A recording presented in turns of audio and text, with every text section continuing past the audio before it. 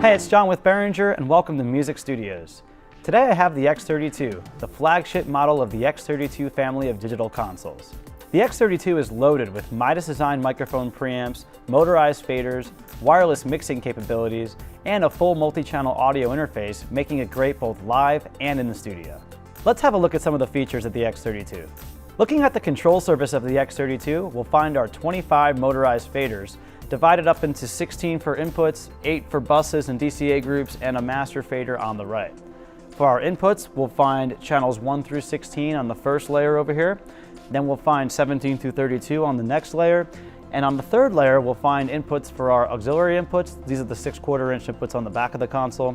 We'll find our playback from our dedicated USB recorder, and we'll find our return channels from the internal effects rack. Each fader strip has dedicated mute, solo, and select buttons, along with PFL metering that will show compressor and gate activity. But the most exciting feature is our LCD scribble strips.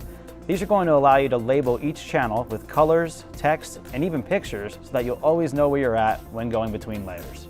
Selecting a channel will allow you to control the parameters of that channel strip using the channel strip controls section of the console, starting with our config preamp section. The first encoder will control your mic gain or your digital trim, and we have controls for your individually selectable 48-volt phantom power and a phase flip.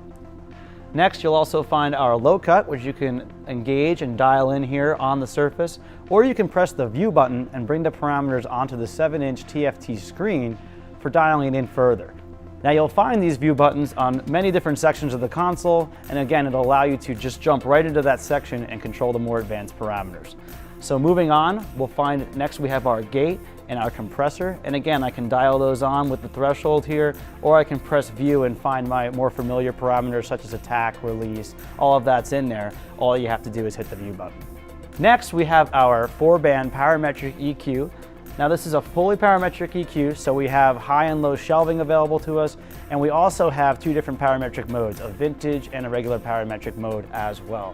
And what's really cool about the equalizer is that all graphic and parametric equalizers in the x32 feature a full 100-band RTA, real-time analyzer, so that you can see what's going on, so you can ring out feedback or just fine-tune a certain sound. It makes it really easy to do. Next, you'll find our bus sends on 4 encoders. So there's 16 total mix buses on the x32. So you have sends for buses 1 through 4 here, or I can press this button here for 5 through 8, and now I have 5 through 8, all the way down to 16. So we have our 16 sends on 4 encoders. Finally, we get to the main bus section of the channel strip where we can send to the mono bus. There's actually a separate mono bus on the console, and we can pan our channel and take it in or out of the stereo bus. Speaking of the stereo bus, let's talk about the output side of the console. We have 8 faders here to control your groups and your matrix mixes, starting with your 8 DCA groups. Now, DCA groups are digitally controlled amplifiers. It's basically going to allow you to control the volume of multiple channels on a single fader. So I could take my full 32 channel mix and bring it down to these 8 faders. Makes it a lot easier to get around. Next, we'll find the master faders for our 16 mix buses, starting with buses 1 through 8, and then buses 9 through 16. And finally, on the 4th layer, we'll find our matrix mixes. The x32 actually features 6 matrix mixes, and these are great for sending off mixes to an overflow room or a balcony. And in the case of the x32, we actually have full 24 dB and octave crossover filters in the matrix parametric EQs. So you can use this to set up a full stereo 3-way crossover if you desire. Next to our dedicated master fader, you'll find the buttons for our mute groups, which allow us to mute groups of channels with the touch of a button. And above that, we have some assignable controls. So the x32 actually features 4 assignable encoders and 8 assignable buttons that you can use for various functions. You can see we have one blinking right now because it's set for tap delay, but you can use the encoders, for example, as a bus send, maybe for your singer's wedge or anything that's important that you want to get to right away. Using a shortcut to a graphic EQ is another good example. But you have 3 pages of these, layers A, B, and C. So you have lots of control that you can customize for you. Next, we'll find the dedicated controls for the x32's scene management system. The x32 features 100 scenes, which are full snapshots of the console, and it also allows you to save up to 100 snippets, which are like miniature scenes for a specific parameter, maybe a channel strip or effects plugin. Using scenes and snippets together, you can create up to 500 cues giving you lots of great options for programming the console for those theatrical productions or festivals or any other events where a lot of changes are happening. Above the main bus section of the channel strip, we'll find a USB recorder. The USB recorder allows us to record 2 channels direct to USB stick, and this could be your main left-right mix or a record mix or any signals you assign. It'll also allow us to back up and restore our show files, as well as install free firmware updates from Behringer.com. Rounding out the control surface are controls for our dedicated monitor and talkback sections. The X32 features a built-in talkback mic, as well as an input for an external mic.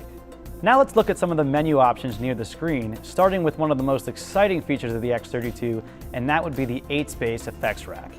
The first 4 effects are set up as send and return effects, which are great for reverbs and delays, or any processor where you may want to send multiple channels to the same effect. The last 4 processors are for insert effects, such as a graphic EQ or dynamics plugin. Out of the box, we have you set up for 2 reverbs, a delay, a chorus, and 8 channels of graphic EQ. But of course, you can set up these slots however you like. All output mixes also feature dynamics processing and 6-band parametric EQ for easy system tuning.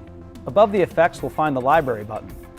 This will bring us to the preset library, which is filled with presets that we've actually gotten from some of our friends that are using the X32 out in the professional world, both live and in the studio. So this will give you some great starting points for EQ, compression, and effect settings. You can also use the library to save and load your own presets. Next, we'll have the setup button, which will bring us into various setup menus for the console. Next is the routing page, where you can select your inputs and assign all of your digital and analog outputs on the console. Finally is our metering button, which gives us a few different options for metering the signals going in and out of the console. And then finally, the home button brings us back to a nice overview of the channel strip of the selected channel.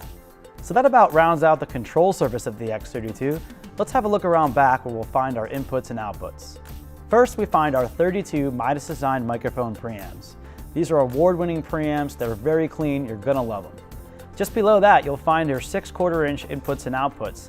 Now these 6/4-inch inputs appear on your third layer here of inputs under auxiliary layer, and the outputs are fully balanced and assignable, so you can use these for whatever you like.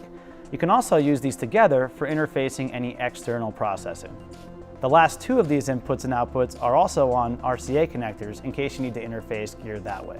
Moving along here, we'll get to some of our digital connectivity, starting with our AES-50 ports. Now you can use these ports to interface with our digital stage boxes, including the S16 or S32, or to connect to additional X32 consoles for a front-of-house monitor situation, or maybe a broadcast mix. Next, we have our Ultranet port, which you can use to interface with the P16 personal monitoring system or select TurboSound speaker systems using the acoustic integration feature. Next to that, we have our stereo AES EBU digital output and some MIDI connectivity as well. Next is the remote port, which you can connect to a wireless router to unlock the powerful wireless mixing capabilities of the X32. There are free apps available for PC, Mac, Linux, iPad, and iPhone, making it easy to control your mix from anywhere in the room. Next is the expansion card slot, which comes preloaded with the X USB card, which is going to give you a full 32x32 channel audio interface for your computer. The X32 also comes with a license for Traction DAW software so that you can get up and running right out of the box. Or switch out the X USB card for one of our other expansion options, including MADI, Dante, or ADAT. Just above that, we'll find our 16 assignable analog outputs on XLR jacks, including our main outputs, which are on outputs 15 and 16 by default. Rounding out your connectivity, we have dedicated monitor outputs for your studio monitors or Q-Wedge. And finally, we have a full switch mode power supply that works from 100 and 240 volts so that you can use the X32 wherever your travels take you. So this is the X32, the flagship model of the X32 family of digital consoles. I'm John with Behringer, and thanks for joining us here at Music Studios.